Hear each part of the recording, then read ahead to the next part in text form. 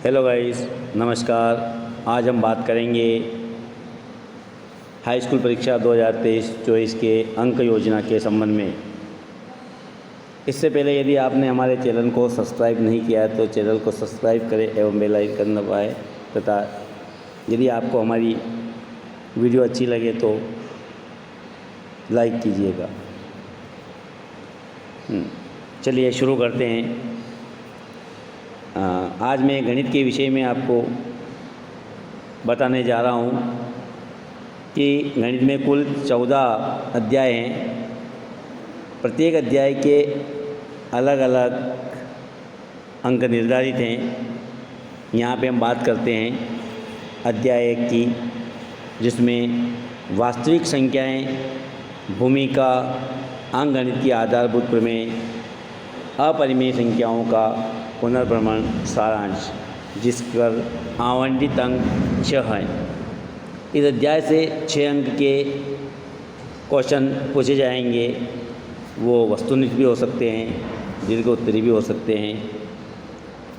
इसी प्रकार अध्याय 2 में हम बात करें तो बहुपद, भूमिका, बहुपद के शून्यकों का ज्यामितीय अर्थ, किसी बहुपद के शून्यकों और गुणांकों में संबंध सारांश, इस पर आवंटित है 5। अध्याय 3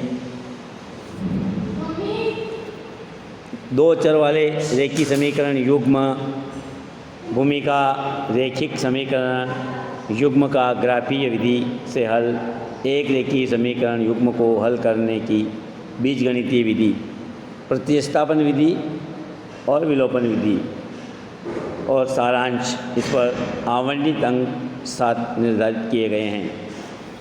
अध्याय 4 पर द्विघात समीकरण, जिसके अंतर्गत भूमिका, द्विघात समीकरण, गुणनखंडों द्वारा द्विघात समीकरण का हल, मूलों की प्रगति एवं सारांश, इस पर आवंटित अंक 5 निर्धारित किए गए हैं। अध्याय 5 में समांतर श्रेणियों के अंतर्गत भूमिका, समांतर श्रेणियाँ, एपी या एनवा पद तथा एपी के प्रथम एन पदों का योग तथा सारांश हैं, इस पर भी निर्धारित 5 अंक हैं। अध्याय 6 के अंतर्गत त्रिभुज है, इसमें भूमिका, समरूप आकृतियाँ, त्रिभुजों की समरूपता, त्रिभुजों की समरूपता के लिए कसौटियाँ तथा सारांश, इस पर भी निर्धारित 5 अंक किए गए हैं। अध्याय 7 के अंतर्गत निर्देशांक, ज्यामितीय, भूमिका, दूरी, सूत्र, विभाजन सूत्र, सारांश, इस पर भी निर्धारित 5 अंक किए गए हैं। अध्याय 8 के अंतर्गत त्रिकोणमिति का परिचय, भूमिका, त्रिकोणमिति अनुपात, कुछ विशिष्ट कोणों के त्रिकोणमिति अनुपात तथा त्रिकोणमितीय सर्वसम्यिकाएँ तथा सारांश हैं, इसके अंतर्गत भी 5 अंक निर्धारित किए गए हैं। अध्याय 9 के अंतर्गत हम बात करें तो त्रिकोणमिति के कुछ अनुप्रयोग हैं, जिसमें ऊंचाइयाँ और दूरियाँ हैं, जिस पर भी 5 अंक निर्धारित किए गए हैं। अध्याय 10 के अंतर्गत वृत्त, भूमिका, वृत्त की स्पर्श रेखाएं, एक बिंदु से एक वृत्त पर स्पर्श रेखाओं की सारांश, इस पर भी आवंटित अंक निर्धारित 5 अंक निर्धारित किए गए हैं। अध्याय 11 की हम बात करें तो उसमें वृत्तों से संबंधित क्षेत्रफल, त्रिज्यखंड और वृत्तखंड के क्षेत्रफल है, जिस पर भी 5 अंक निर्धारित किए गए हैं। अध्याय 12 के अंतर्गत जो है वह है पृष्ठीय क्षेत्रफल और आयतन, जिस पर भूमिका, ठोसों के संयोजन का पृष्ठीय क्षेत्रफल, ठोसों के संयोजन का आयतन एवं सारांश है, जिसके अंतर्गत 6 अंक निर्धारित किए गए हैं। अब आता है अध्याय 13, जिसके अंतर्गत सांख्यिकी, भूमिका, वर्गीकृत आंकड़ों का माध्य, वर्गीकृत आंकड़ों का बहुलक, वर्गीकृत आंकड़ों का माध्यक और सारांश है, जिसके अंतर्गत भी 6 अंक निर्धारित किए गए हैं।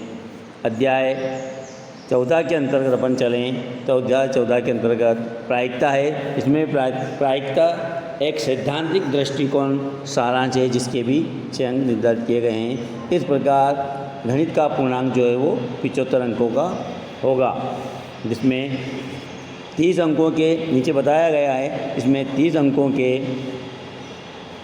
ऑब्जेक्टिव प्रश्न रहेंगे, जिसमें सही विकल्प, रिक्त स्थान, सत्य असत्य, सही जोड़ी एवं एक वाक्य में उत्तर जैसे क्वेश्चन रहेंगे। प्रश्न क्रमांक 6 से लगाकर 17 तक कुल 12 प्रश्न होंगे, जिसके अंतर्गत प्रत्येक प्रश्न 2 अंक का होगा। इस प्रकार ये 24 अंक के होंगे। प्रश्न क्रमांक 18 से 20 तक के जो क्वेश्चन होंगे वह कुल 3 अंक के होंगे और प्रत्येक प्रश्न पर 3 अंक निर्धारित होंगे और प्रश्नों की संख्या भी 3 ही होगी। इस प्रकार प्रश्न क्रमांक 21 से लगाकर 23 तक जो आपका क्वेश्चन होंगे उसके अंतर्गत 3 प्रश्न होंगे और प्रत्येक प्रश्न 4 अंक का होगा। इस प्रकार कुल 75 अंक का पूर्णांक होगा और इस पूर्णांक के अंतर्गत 25 नंबर जो होते हैं वो अलग कार्य के लिए होते हैं। जो आपकी थ्योरी जो एग्ज़ाम होगी वह 75 अंक की होगी।